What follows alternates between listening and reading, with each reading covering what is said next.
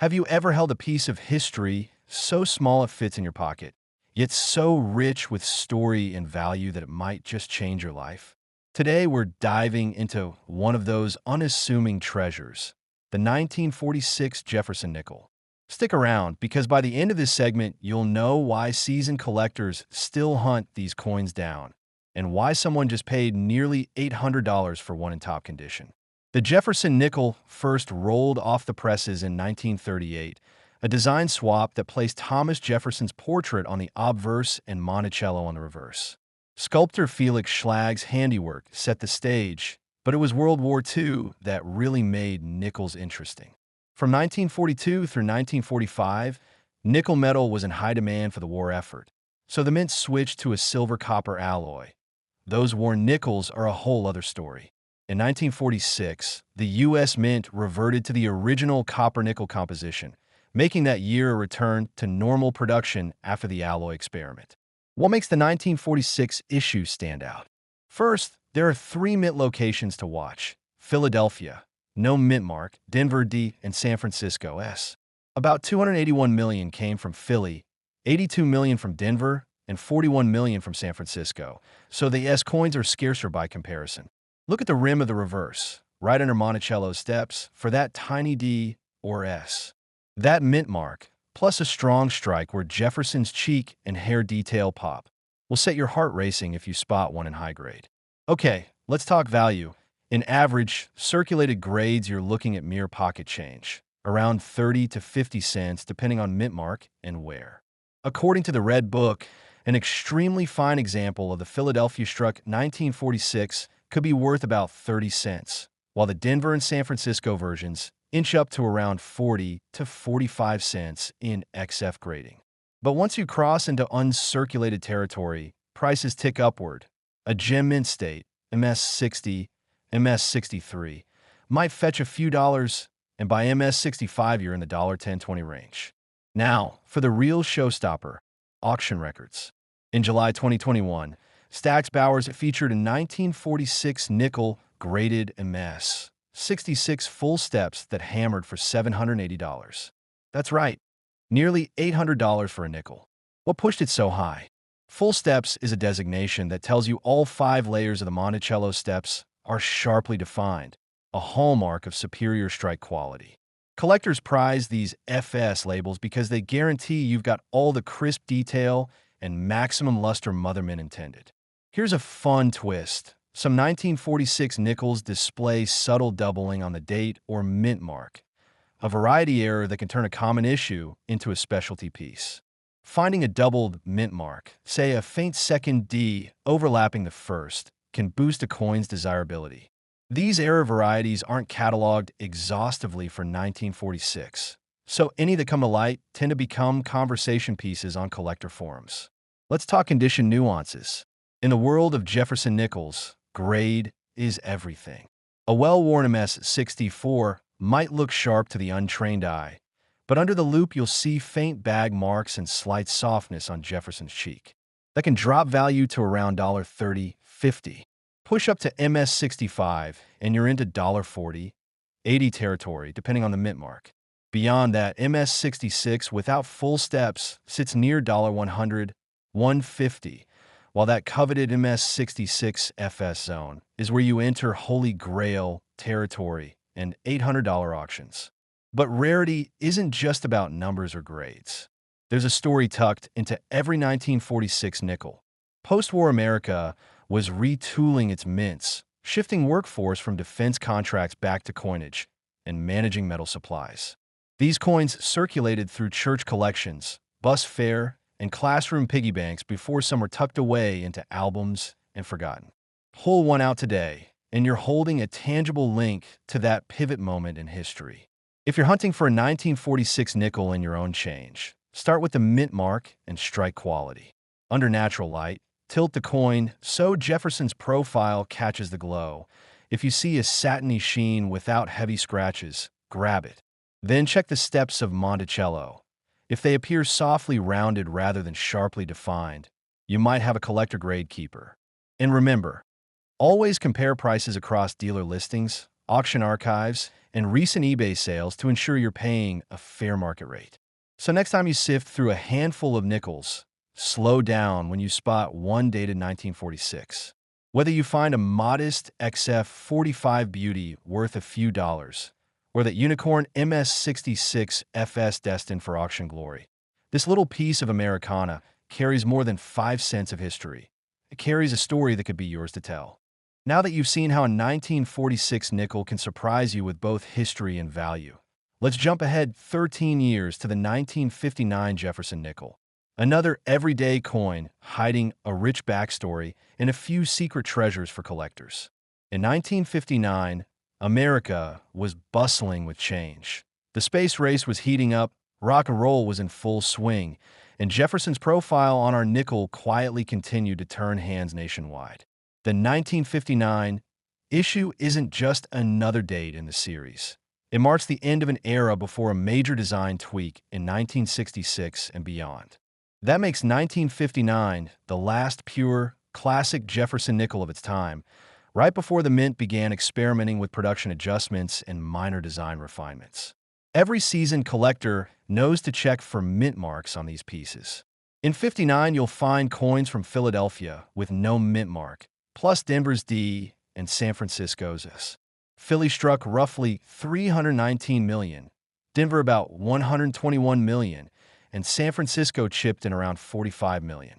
The S examples are scarcer, but all three varieties can yield surprises.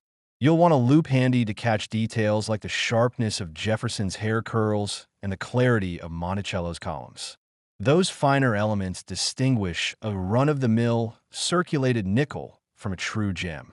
In circulated grades today, most 1959 nickels trade for a few cents above face value. Think 50 cents to $1 if they're moderately worn. That's because millions stayed in pocket change for decades. Yet once you step into uncirculated territory, prices climb steadily. MS-60 coins might fetch $3 to $5. MS-63 examples $1.10, $15, and high-end MS-65s often cross the $1.40, $60 threshold. If you spot a gem with blazing luster and minimal contact marks, especially from the San Francisco Mint, you could land a prize for under $100. One of the coolest quirks of 1959 nickels is the double die variety that appears on some Philadelphia strikes. On these coins, the date or lettering on the reverse shows a subtle second image, almost like a ghostly shadow, due to a misaligned die during minting. These errors aren't cataloged in huge numbers, so when one turns up in a dealer's box or an estate sale, it instantly becomes a conversation piece. Even a faint hint of doubling on Monticello can bump a common nickel into specialty coin territory. Beyond errors, collectors love to hunt for early die state coins, those struck when the dies were fresh and produced sharper details. Jefferson's cheekbones and the intricate moldings on Monticello's facade appear at their crispest in early strikes. Later in the life of a die, you'll notice fuzziness around the edges and softened hair strands. If you find a 1959 nickel with razor-sharp relief and bright, unbroken surfaces, you've likely stumbled upon an early die state piece that command a premium. Of course, every coin's value hinges on condition. In lower grade circulated coins, nickel value can top the metal melt value, but it rarely exceeds a couple of dollars unless an error or exceptional detail is present. Mid-grade uncirculated examples reward collectors nicely. Think that satisfying $5 to $20 range, while top-tier MS-66 or MS-67 coins, especially with full-step details, can breach the $100 mark. Those full-step nickels show all 5 layers of Monticello's steps as distinct ridges with no blending, and they can inspire bidding wars when they surface at auction. Beyond the numbers and mint marks, owning a 1959 Jefferson nickel connects you to a snapshot of mid-century America. Picture a student in 1959 buying candy for a penny each, saving leftover change in a mason jar, unaware that decades later someone would prize their nickel for its flawless strike or intriguing die variety.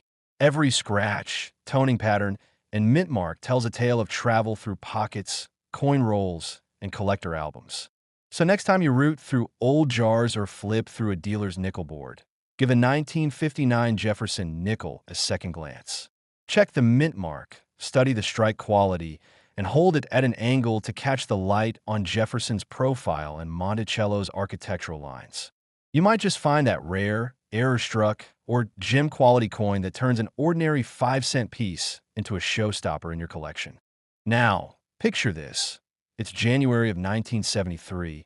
The U.S. mint presses are humming along at full tilt, and Jefferson's face continues its steady spin through the wallets and cash registers of America. But the 1973 nickel marks something special. It's the first full year after the Mint's streamlined production by moving San Francisco's proof-only nickel output to the newly opened facility in West Point for circulation strikes. That little rearrangement means the 1973 series represents a snapshot of shifting Mint policies, plus a blend of coins destined for everyday commerce and a select few strikingly reserved for collectors. That year you'll find three main varieties: Philadelphia, no mint mark; Denver D, and those elusive San Francisco proof pieces with the tiniest, though in 1973 the S mark appears solely on proof examples. You won't see S on circulation strikes. More intriguingly, West Point didn't yet use a W mint mark on nickels in 73. So any nickel bearing a W is out of place and likely a novelty or altered piece, not an official issue. In practical terms, that means for most hunters it's no mint mark, or D, with Denver's output at roughly 100 million coins and Philly's around 300 million. The relative scarcity of Denver issues in high grade makes that D mint mark one to watch when you're rolling through boards or estate lots. What really draws collectors to 1973 nickels is an experimental variety, the 1973 double die obverse. On a handful of early die state coins, the date and the "In God We Trust" mottos show a slight doubling that's almost invisible to the naked eye, but unmistakable under magnification.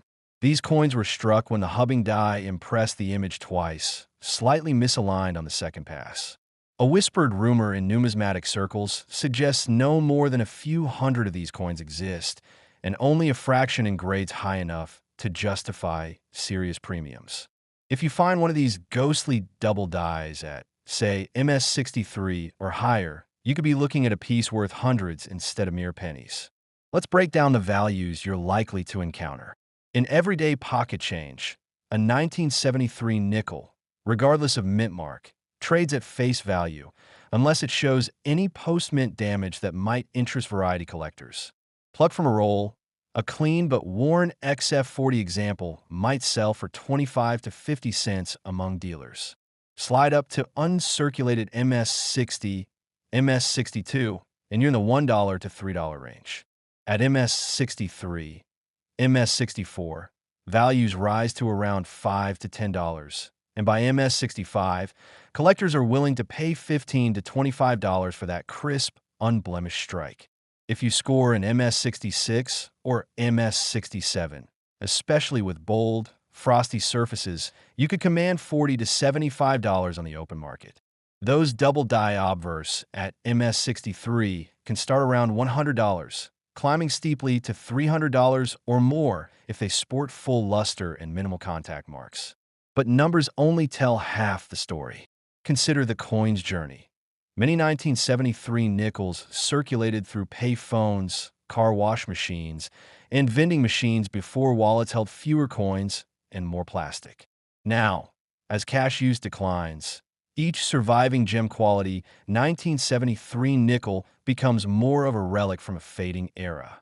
That shift in pocket habits has collectors watching every fine feature on coin sorting machines, hoping to spot that early die state or a proof-like cameo flash under the feed light. Speaking of proofs, the 1973 S-proof nickel is a different beast entirely. Struck at San Francisco for collectors, these coins boast deeply mirrored fields and frosted reliefs, giving Jefferson and Monticello a cameo-style contrast that pops under the lamp. In typical slab condition, PR65 cm, you might see values in the $20 to $30 range, while a PR68 cm dazzler could fetch $100 or more at auction. True cameo deep mirror examples, graded PR 69 DCM, are especially prized. Only a handful survive, and they can reach the mid-three-figure mark when collectors compete. Here's a quirky nugget. Some 1973 nickels bear faint, dark toning patterns that resemble miniature landscapes or abstract shapes. Clouds, waves, even a ghostly silhouette of Jefferson's profile breathing across the fields. While toning traditionally lowers value in most series, toned nickels with eye-catching, stable surfaces sometimes trade at premiums among advanced collectors who prize uniqueness. As always, if you chase toned pieces, verify the toning is natural and not artificially induced. That's where professional authentication and grading help protect your investment. Condition is king with 1,973 nickels. In the lower grades, look for uniform where Jefferson's cheek should be smoothly rounded, with soft cheek detail and flattened cheekbone. The steps of Monticello will be merged and the columns blurred. As you ascend grades, take note of full steps, when all 5 layers on Monticello's stairway appear as distinct, frosty ridges. That's a full-step nickel and generally commands a 20 to 30% premium over similar graded examples without it. 4 die varieties. The doubling on the obverse is easiest to spot under low-angle light. Tilt the coin slowly and watch for any faint shadow or duplicate edge on the date or letters. Finally, consider the story you're investing in. The 1973 Jefferson nickel straddles the bridge between old-school bagman processes and the modern mint's push for pristine, collectible strikes. It captures the tail end of the classic nickel series before the mint turned to more automated, high-speed presses that changed strike quality in the late 70s. By holding a high-grade 73, you're holding the last echoes of an era where each coin was hand-inspected for quality, where small production quirks like double dies slipped through the cracks and became the holy grails of future collectors.